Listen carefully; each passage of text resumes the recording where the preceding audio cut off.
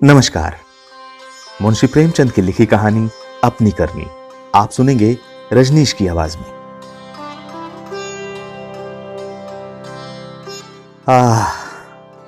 अभागा मैं। मेरे कर्मों के फल ने आज ये दिन दिखाए कि अपमान भी मेरे ऊपर हंसता है, और ये सब मैंने अपने हाथों किया। शैतान के सिर इल्जाम क्यों दूं? किस्मत को खरी खोटी क्यों सुनाऊं? होनी का क्यों रोऊं? जो कुछ किया मैंने जानते और बूझते हुए किया। अभी 1 साल गुजरा जब मैं भाग्यशाली था, प्रतिष्ठित था और समृद्धि मेरी चेरी थी। दुनिया की नेमतें मेरे सामने हाथ बांधे खड़ी थीं, लेकिन आज बदनामी और कंगाली और शर्मिंदगी मेरी दुर्दशा पर आंसू बहाती है। मैं ऊंचे खानदान का बहुत पढ़ा लिखा आदमी था।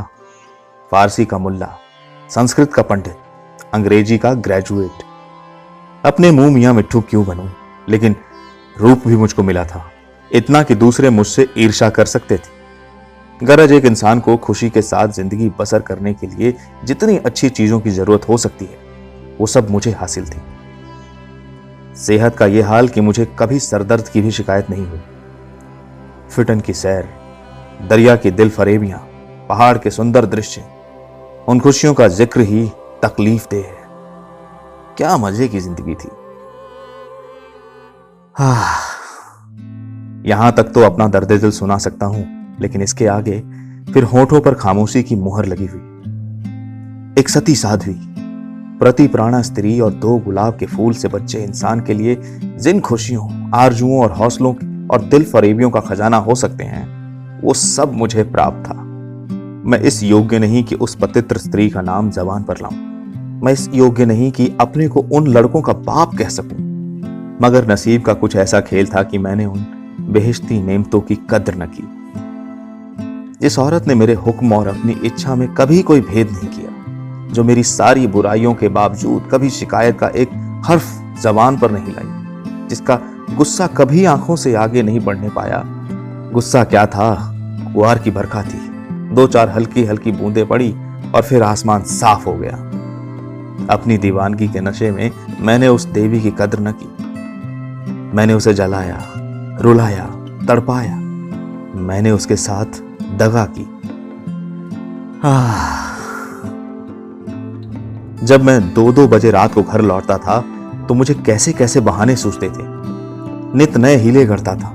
शायद विद्यार्थी जीवन में जब बैंड के मजे से मदरसे जाने की इजाजत ना देते थे, उस वक्त भी बुद्धि इतनी प्रखर न थी। और क्या उस क्षमा की देवी को मेरी बातों पर यकीन आता था? वो भोली थी, मगर ऐसी नादान न थी। मेरी खुमार भरी आंखें और मेरे उथले पांव और मेरे झूठे प्रेम प्रदर्शन का रहस्य क्या उससे छिपा रह सकता था? लेकिन उसकी रग रग में शराफत भरी हुई थी। कोई कमीना ख्याल उसकी जबान पर नहीं आ सकता था। वो उन बातों का जिक्र करके या अपने संदेहों को खुले आम दिखलाकर हमारे पवित्र संबंध में खिंचाव या बदमजगी पैदा करना बहुत अनुचित समझती थी। मुझे उसके विचार उसके माथे पर लिखे मालूम होते थे। उन बदमजगियों के मुकाबलों में उसे जलना और रोना ज्यादा पसंद था। शायद वो समझती थी कि मेरा नशा खुद ब खुद उतर जाएगा। काश इस शराफत के बदले उसके स्वभाव में कुछ ओछापन और अनुदारता भी होती। काश वो अपने अधिकारों को अपने हाथ में रखना जानती। काश वो इतनी सीधी ना होती। काश अब अपने मन के भावों को छिपाने में इतनी कुशल ना होती। काश वो इतनी मक्कार न होती। लेकिन मेरी मक्कारी और उसकी मक्कारी में कितना अंतर था। मेरी मक्कारी हरामकारी थी, उसकी मक्कारी आत्म बलिदानी थी। एक रोज मैं अपने काम से फुर्सत पाकर शाम के वक्त मनोरंजन के लिए आनंद वाटिका में पहुंचा और संगमरमर के हौज पर बैठकर मछलियों का तमाशा देखने लगा। एकाएक निगाह ऊपर उठी तो मैंने एक औरत को बेलों की झाड़ियों में फूल चुनते देखा। उसके कपड़े मैले थे और जवानी की ताजगी और कर्व को छोड़कर उसके चेहरे में कोई ऐसी खास बात नहीं थी। उसने मेरी तरफ आंखें उठाई और फिर फूल चुनने में लग गई। गोया उसने कुछ देखा ही नहीं। उसके इस अंदाज ने, चाहे वो उसकी सरलता ही क्यों ना रही हो, मेरी वासना को और भी उद्दीप्त कर दिया। मेरे लिए एक नई बात थी कि कोई औरत इस तरह देखे कि जैसे उसने नहीं देखा। मैं उठा और धीरे धीरे कभी जमीन कभी आसमां की तरफ ताकते हुए बेले की झाड़ियों के पास जाकर खुद भी फूल चुनने लग गया। इस ठिठाई का नतीजा ये हुआ कि वो मालिन की लड़की वहां से तेजी के साथ बाग के दूसरे हिस्से में चली गई। उस दिन से मालूम नहीं वो कौन सा आकर्षण था जो मुझे रोज शाम के वक्त आनंद वाटिका की तरफ खींच ले जाता। उसे मोहब्बत हरगिज नहीं कह सकते। अगर मुझे उस वक्त भगवान न करे उस लड़की के बारे में कोई शोक समाचार मिलता तो शायद मेरी आंखों में आंसू भी ना निकलते। जोगिया धारण करने की तो चर्चा ही व्यर्थ है। मैं रोज जाता, नए नए रूप धर कर जाता, लेकिन जिस प्रकृति ने मुझे अच्छा रंग रूप दिया था उसी ने मुझे वाचलता से वंचित भी कर रखा था। मैं रोज जाता और रोज लौट जाता, प्रेम की मंजिल में एक कदम भी आगे न बढ़ पाता था। हाँ, इतना अलबत्ता हो गया कि उसे वो पहली सी झिझक न रही। आखिर इस शांतिपूर्ण नीति को सफल बनाने न होते देख मैंने एक नई युक्ति सोची। एक रोज मैं अपने साथ अपने शैतान बुलडॉग टॉमी को भी लेता गया। जब शाम को गई और मेरे धैर्य का नाश करने वाली फूलों से आंचल भरकर अपने घर की ओर चली तो मैंने अपने बुलडॉग को धीरे से इशारा कर दिया। बुलडॉग उसकी तरफ बाज की तरह झपटा। फूलमती ने एक तरफ चीख मारी, 2-4 कदम दौड़ी और जमीन पर गिर पड़ी। अब मैं छड़ी हिलाता बुलडॉग की तरफ गुस्से भरी आंखों से देखता हुआ हाय हाय चिल्लाता हुआ दौड़ा और उसे जोर से 2-3 डंडे लगाए। फिर मैंने बिखरे हुए फूलों को समेटा, सहमी हुई औरत का हाथ पकड़कर बिठा दिया और बहुत लज्जित और दुखी भाव से बोला, ये कितना बड़ा बदमाश है, अब इसे अपने साथ कभी नहीं लाऊंगा। तुम्हें इसने काट तो नहीं लिया? फूलमती ने चादर से सर को ढकते हुए कहा, तुम ना आते तो वो मुझे नोच डालता। मेरे तो जैसे मन भर पैर हो गए थे। मेरा कलेजा तो अभी तक धड़क रहा है। ये तीर लक्ष्य पर बैठा। खामोशी की मुहर टूट गई। बातचीत का सिलसिला कायम हुआ। बांध में एक दरार हो जाने की देर थी। फिर तो मन की उमंगों ने खुद ब खुद काम करना शुरू किया। मैंने जैसे जैसे जाल फैलाए, जैसे जैसे स्वांग रचे, वो रंगीन तबीयत के लोग खूब जानते हैं। और ये सब क्यों? मोहब्बत से नहीं, सिर्फ जरा देर दिल को खुश करने के लिए, सिर्फ उसके भरे पूरे शरीर और भोलेपन पर रिझकर। यो मैं बहुत नीच प्रकृति का आदमी नहीं हूं। रूप रंग में फूलमती का इंदु से मुकाबला न था। वो सुंदरता के सांचे में ढली हुई थी। कवियों ने सौंदर्य की जो कसौटियां बनाई हैं वो सब वहां दिखाई देती थी। लेकिन पता नहीं क्यों मैंने फूलमती की धसी हुई आंखें और फूले हुए गालों और मोटे मोटे होठों की तरफ अपने दिल का ज्यादा खिंचाव देखा। आना जाना बढ़ा और महीना भर भी गुजरने न पाया कि मैं उसकी मोहब्बत के जाल में पूरी तरह फंस गया। मुझे अब घर की सादा जिंदगी में कोई आनंद न आता था, लेकिन दिल ज्यों ज्यों घर से उचटता जाता था त्यों त्यों मैं पत्नी के प्रति प्रेम का प्रदर्शन और भी अधिक करता था।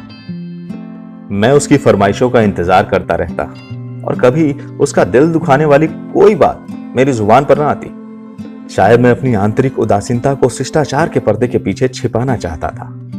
धीरे धीरे दिल की ये कैफियत भी बदल गई और बीवी की तरफ से उदासीनता दिखाई देने लगी। घर में कपड़े नहीं हैं, लेकिन मुझसे इतना ना होता कि पूछ लूं। सच यह है कि मुझे अब उसकी खातिरदारी करते हुए एक डर सा मालूम होता था कि कहीं उसकी खामोशी की दीवार टूट ना जाए और उसके मन के भाव जमा पर ना आ जाए। यहां तक कि मैंने गृहस्थी की जरूरतों की तरफ से भी आंखें बंद कर ली। अब मेरा दिल और जान और रुपया पैसा सब फूलमती के लिए था। मैं खुद कभी सुनार की दुकान पर न गया था, लेकिन आजकल कोई मुझे रात गए एक मशहूर सुनार के मकान पर बैठा हुआ देख सकता था। बजाज की दुकान में मुझे रुचि हो गई थी। एक रोज शाम के वक्त रोज की तरह मैं आनंद वाटिका में सैर कर रहा था और फूलमती सोनो सिंगार की मेरी सुनहरी रुपली भेंटों से लदी हुई एक रेशमी साड़ी पहने बाग की क्यारियों में फूल तोड़ रही थी। बल्कि यूं कहो कि अपनी चुटकियों में मेरे दिल को मसल रही थी। उसकी छोटी छोटी आंखें उस वक्त नशे के हुस्न में फैल गई थी और उनमें शोखी और मुस्कुराहट की झलक नजर आती थी। अचानक महाराज साहब भी अपने कुछ दोस्तों के साथ मोटर पर सवार आ पहुंचे। मैं उन्हें देखते ही आवानगी के लिए दौड़ा और आदाब बजा लाया। बेचारी फूलमती महाराजा साहब को पहचानती थी, लेकिन उसे घने कुंज के अलावा और कोई छिपने की जगह न मिल सकी। महाराजा साहब चले तो हौज की तरफ, लेकिन मेरा दुर्भाग्य उन्हें क्यारी पर ले चला जिधर फूलमती छिपी हुई थी, थर थर कांप रही थी। महाराजा साहब ने उसकी तरफ आश्चर्य से देखा और बोले, ये कौन औरत है? सब लोग मेरी ओर प्रश्न भरी आंखों से देखने लगे और मुझे भी उस वक्त यही ठीक मालूम हुआ कि इसका जवाब मैं ही दूं, वरना फूलमती ना जाने क्या आफत ढा दे। लापरवाही के अंदाज से बोला, इसी बाग के माली की लड़की है, यहां फूल तोड़ने आई होगी। फूलमती लज्जा और भय के मारे जमीन में धंसी जाती थी। महाराजा साहब ने उसे सर से पांव तक गौर से देखा और तब संदेहशील भाव से मेरी तरफ देखकर बोले, ये माली की लड़की है। मैं इसका क्या जवाब देता। इसी बीच कमबख्त दुर्जन माली भी अपनी फटी हुई पाग संभालता हुआ हाथ में कुदाल लिए दौड़ता हुआ आया और सर को घुटनों से मिलाकर महाराज को प्रणाम किया। और महाराज ने जरा तेज लहजे में पूछा, ये तेरी लड़की है? माली के होश उड़ गए। कांपता हुआ बोला, हजूर, तेरी तनख्वाह क्या है? हजूर 5 रुपए। ये लड़की कुंवारी है या ब्याही? हजूर अभी कुंवारी है। महाराज ने गुस्से से कहा, या तो तू चोरी करता है या डाका मारता है, वरना यह कभी नहीं हो सकता कि तेरी लड़की अमीरजादी बनकर रह सके। मुझे इसी वक्त इसका जवाब देना होगा, वरना मैं तुझे पुलिस के सुपुर्द कर दूंगा। ऐसे चाल चलन के आदमी को मैं अपने यहां नहीं रख सकता। माली की तो घिघी बन गई। मेरी यह हालत थी कि काटो तो बदन में लहू नहीं। दुनिया अंधेरी मालूम होती थी। मैं समझ गया कि आज मेरी शामत सर पर सवार है। वो मुझे जड़ से उखाड़ कर दम लेगी। महाराजा साहब ने माली को जोर से डांट कर पूछा, तू खामोश क्यों है? बोलता क्यों नहीं? दुर्जन फूट फूट कर रोने लगा। जब जरा आवाज सुधरी तो बोला, हजूर, बाप दादे से सरकार का नमक खाता हूं, अब मेरे बुढ़ापे पर दया कीजिए। ये सब मेरे फूटे नसीबों का फेर है धर्मावतार। इस छोकरी ने मेरी नाक कटा दी, कुल का नाम मिटा दिया। अब मैं कहीं मुंह दिखाने लायक नहीं हूं। इसको सब तरह से समझा बुझाकर हार गया हूं हजूर, लेकिन मेरी बात सुनती ही नहीं, तो क्या करूं? हजूर माई बाप है, आपसे क्या पर्दा करूं? उसे अब अमीरों के साथ रहना अच्छा लगता है, और आजकल के रईसों और अमीरों को क्या कहूं, दीन बंधु सब जानते हैं। महाराजा साहब ने जरा देर गौर करके पूछा, क्या उसकी किसी सरकारी नौकर से संबंध है? दुर्जन ने सर झुकाकर कहा, हजूर, वो कौन आदमी है? तुम्हें उसे बतलाना होगा। महाराज जब पूछेंगे बता दूंगा, सांच को आंच क्या। मैं तो समझा था कि इसी वक्त सारा पर्दाफाश हुआ जाता है, लेकिन महाराजा साहब ने अपने दरबार के किसी मुलाजिम की इज्जत को इस तरह मिट्टी में मिलाना ठीक नहीं समझा। वे वहां से टहलते हुए मोटर पर बैठकर महल की तरफ चले। इस मनहूस वाकये के 1 हफ्ते बाद एक रोज मैं दरबार से लौटा तो मुझे अपने घर में से एक बूढ़ी औरत बाहर निकलती हुई दिखाई दी। उसे देखकर मैं ठिठका। उसके चेहरे पर बनावटी भोलापन था, जो कुटनियों के चेहरे की खास बात है। मैंने उसे डांट कर पूछा, तू कौन है? यहां क्यों आई है? बुढ़िया ने दोनों हाथ उठाकर मेरी बलाएं ली और बोली, बेटा नाराज न हो, गरीब भिखारिन हूं। मालकिन का सुहाग भरपूर रहे, उसे जैसा सुनती थी वैसा ही पाया। ये कहकर उसने जल्दी से कदम उठाए और बाहर चली गई। मेरे गुस्से का पारा चढ़ा। मैंने घर जाकर पूछा, ये कौन औरत थी? मेरी बीवी ने सर झुकाए धीरे से जवाब दिया, क्या जानूं, कोई भिखारिन थी। मैंने कहा, भिखारिनियों की सूरत ऐसी नहीं हुआ करती, ये तो मुझे कुटनियों सी नजर आती है। साफ साफ बताओ, उसके यहां आने का क्या मतलब था? लेकिन बजाय कि इन संदेह भरी बातों को सुनकर मेरी बीवी गर्भ से सिर उठाए और मेरी तरफ उपेक्षा भरी आंखों से देखकर अपनी साफ दिली का सबूत दे, उसने सर झुकाए हुए जवाब दिया, मैं उसके पेट में थोड़ी ही बैठी हूं, भीख मांगने आई थी, भीख दे दी। किसी के दिल का हाल कोई क्या जाने। उसके लहजे और अंदाज से पता चलता था कि वो जितना जबान से कहती है, उससे ज्यादा उसके दिल में है। झूठा आरोप लगाने की कला में वो अभी बिल्कुल कच्ची थी, वरना तिरिया चरित्र की था किसे मिलती है। मैं देख रहा था कि उसके हाथ पांव थरथरा रहे हैं। मैंने झपट कर उसका हाथ पकड़ा और उसके सिर को ऊपर से उठाकर बड़े गंभीर क्रोध से बोला, इंदु, तुम जानती हो कि मुझे तुम्हारा कितना एतबार है, लेकिन अगर तुमने इसी वक्त सारी घटना सच सच ना बता दी तो मैं नहीं कह सकता कि इसका नतीजा क्या होगा। तुम्हारा ढंग बतलाता है कि कुछ न कुछ दाल में काला जरूर है। ये खूब समझ रखो कि मैं अपनी इज्जत को तुम्हारी और अपनी जानों से ज्यादा अजीज समझता हूं। मेरे लिए यह डूब मरने की जगह है कि मैं अपनी बीवी से इस तरह की बातें करूं, उसकी ओर से मेरे दिल में संदेह पैदा हो। मुझे अब ज्यादा सब्र की गुंजाइश नहीं है। बोलो क्या बात है? इंदुमती मेरे पैरों में गिर पड़ी और रोकर बोली, मेरा कसूर माफ कर दो। मैंने गरज कर कहा, वो कौन सा कसूर है? इंदुमती ने संभल कर जवाब दिया, तुम अपने दिल में इस वक्त जो ख्याल कर रहे हो उसे एक पल के लिए भी वहां न रहने दो, वरना समझ लो कि आज ही इस जिंदगी का खात्मा है। मुझे नहीं मालूम था कि तुमने जो मेरे ऊपर जुल्म किए हैं उन्हें मैंने किस तरह झेला है, और अब भी सब कुछ झेलने के लिए तैयार हूं। मेरा सर तुम्हारे पैरों पर है, जिस तरह रखोगे रहूंगी। लेकिन आज मुझे मालूम हुआ कि तुम खुद हो वैसा ही दूसरों को समझते हो। मुझसे भूल अवश्य हुई है, लेकिन उस भूल की यह सजा नहीं कि तुम मुझ पर ऐसे संदेह न करो। मैंने उस औरत की बातों में आकर अपने सारे घर का चिट्ठा बयान कर दिया। मैं समझती थी कि मुझे ऐसा नहीं करना चाहिए, लेकिन कुछ तो उस औरत की हमदर्दी और कुछ मेरे अंदर की सुलगती हुई आग ने मुझसे यह भूल करवाई, और इसके लिए तुम जो सजा दो वो मेरे सराखों पर। मेरा गुस्सा जरा धीमा हुआ। बोला, तुमने उससे क्या कहा?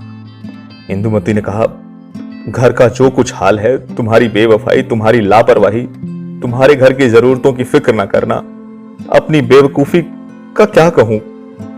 मैंने उसे यहां तक कह दिया कि इधर 3 महीने से उन्होंने घर के लिए कुछ खर्च भी नहीं दिया। इसकी चोट मेरे गहनों पर पड़ी। तुम्हें शायद मालूम नहीं कि इन 3 महीनों में मेरे 450 रुपए के जेवर बिक गए। न मालूम क्यों उससे मैं ये सब कह गई।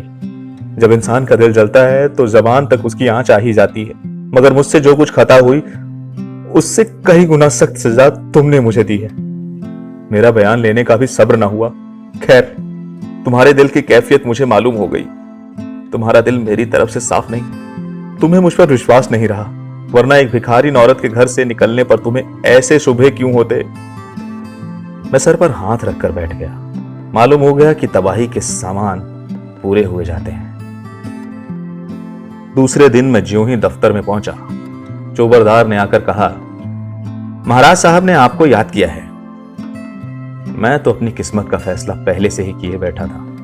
मैं खूब समझ गया था कि वो बुढ़िया खुफिया पुलिस की कोई मुखबिर है, जो मेरे घरेलू मामलों की जांच के लिए तैनात हुई होगी। कल उसकी रिपोर्ट आई होगी और आज मेरी तलबी है। खौफ से सहमा हुआ, लेकिन दिल को किसी तरह संभाले हुए कि जो कुछ सर पर पड़ेगी देखा जाएगा, अभी से क्यों जानना। मैं महाराज की खिदमत में पहुंचा। वो इस वक्त अपने पूजा के कमरे में अकेले बैठे हुए थे। कागजों का एक ढेर इधर उधर फैला हुआ था। वो खुद किसी ख्याल में डूबे हुए थे। मुझे देखते ही वो मेरी तरफ मुखातिब हुए। उनके चेहरे पर नाराजगी के लक्षण दिखाई दिए। बोले, कुंवर श्याम से मुझे बहुत अफसोस है कि तुम्हारी बाबत मुझे जो बातें मालूम हुई वो मुझे इस बात के लिए मजबूर करती हैं कि तुम्हारे साथ सख्ती से बर्ताव किया जाए। तुम मेरे पुराने वसीकादार हो और तुम्हें यह गौरव कई पीढ़ियों से प्राप्त है। तुम्हारे बुजुर्गों ने हमारे खानदान की जान लगाकर सेवाएं की हैं और उन्हीं के सिलों में ये वसीका दिया गया था, लेकिन तुमने अपनी हरकतों से अपने को इस कृपा के योग्य नहीं रखा। तुम्हें इसलिए वसीका मिलता था कि तुम अपने खानदान की परवरिश करो, अपने लड़कों को इस योग्य बनाओ कि वो राज्य की कुछ खिदमत कर सके, उन्हें शारीरिक और नैतिक शिक्षा दो ताकि तुम्हारी जात से रियासत की भलाई हो, न कि इसलिए कि तुम इन रुपयों को बेहुदा ऐश परस्ती और हरामकारी में खर्च करो। मुझे इस बात से बहुत तकलीफ होती है कि तुमने अब अपने बाल बच्चों की परवरिश की जिम्मेदारी से भी अपने को मुक्त समझ लिया है। अगर तुम्हारा यही ढंग रहा तो यकीनन वसीकादारों का एक पुराना खानदान मिट जाएगा। इसलिए आज से हमने तुम्हारा नाम वसीकादारों की फेहरिस्त से खारिज कर दिया है और तुम्हारी जगह तुम्हारी बीवी का नाम दर्ज किया गया है। वो अपने लड़कों को पालने पोसने की जिम्मेदार है। तुम्हारा नाम रियासत के मालियों की फेहरिस्त में लिया जाएगा। तुमने अपने को इसी योग्य सिद्ध किया है और मुझे उम्मीद है कि यह तबादला तुम्हें नागवार न होगा। बस जाओ और मुमकिन हो तो अपने किए पर पछताओ। मुझे कुछ कहने का साहस न हुआ। मैंने बहुत धैर्यपूर्वक अपने किस्मत का यह फैसला सुना और घर की तरफ चला। लेकिन 2 ही 4 कदम चला था कि अचानक ख्याल आया कि किसके घर जा रहे हो? तुम्हारा घर अब कहां है? मैं उल्टे कदम लौटा। जिस घर का मैं राजा था वहां दूसरों का आश्रित बनकर मुझसे नहीं रहा जाएगा, और रहा भी जाए तो मुझे रहना चाहिए। मेरा आचरण निश्चय ही अनुचित था। लेकिन मेरी नैतिक संवेदना अभी इतनी थोथी न हुई थी। मैंने पक्का इरादा कर लिया कि इसी वक्त इस शहर से भाग जाना मुनासिब है, वरना बात फैलते ही हमदर्दों और बुरा चेतने वालों का एक जमघट हालचाल पूछने के लिए आ जाएगा। दूसरों की सूखी हमदर्दियां सुननी पड़ेंगी, जिनके पर्दे में खुशी झलकती होगी। एक बार, सिर्फ एक बार मुझे फूलमती का ख्याल आया। उसके कारण यह सब दुर्गति हो रही है, उससे तो मिल ही लूं। मगर दिल को रोका। क्या एक वैभवशाली आदमी को जो इज्जत होती थी वो अब मुझे हासिल हो सकती है? हरगिज नहीं। रूप की मंडी में वफा और मोहब्बत के मुकाबले में रुपया पैसा ज्यादा कीमती चीज है। मुमकिन है इस वक्त मुझ पर तरस खाकर या क्षणिक आवेश में आकर फूलमती मेरे साथ चलने को आमादा हो जाए, लेकिन उसे लेकर कहां जाऊंगा? पांव में बेड़ियां डालकर चलना तो और भी मुश्किल है। इस तरह सोच विचार कर मैंने बंबई की राह ली और अब 2 साल से एक मिल में नौकर हूं। तनख्वाह सिर्फ इतनी है कि ज्यों त्यों जिंदगी का सिलसिला चलता रहे, लेकिन ईश्वर को धन्यवाद देता हूं और इसी को यथेष्ट समझता हूं। मैं एक बार गुप्त रूप से अपने घर गया था। फूलमती ने एक दूसरे रईस से रूप का सौदा कर लिया है, लेकिन मेरी पत्नी ने अपने प्रबंध कौशल से घर की हालत खूब संभाल ली है। मैंने अपने मकान को रात के समय लालसा भरी आंखों से देखा। दरवाजे पर 2 लालटेन जल रही थी और बच्चे इधर उधर खेल रहे थे। हर तरफ सफाई और सुथरापन दिखाई देता था। मुझे कुछ अखबारों को देखने से मालूम हुआ कि महीनों तक मेरे पते निशान के बारे में अखबारों में इश्तिहार छपते रहे, लेकिन अब ये सूरत लेकर मैं वहां क्या जाऊंगा और ये कालिख लगा मुंह किसको दिखाऊंगा? अब तो मुझे इसी गिरी पड़ी हालत में जिंदगी के दिन काटने, चाहे रोकर काटूं या हंसकर। मैं अपनी हरकतों पर अब बहुत शर्मिंदा हूं। अफसोस मैंने उन नेमतों की कद्र न की, उन्हें लात से ठोकर मारी। ये उसी की सजा है कि आज मुझे यह दिन देखना पड़ रहा है। मैं वो परवाना हूं जिसकी खाक भी हवा के झोंकों से नहीं बची।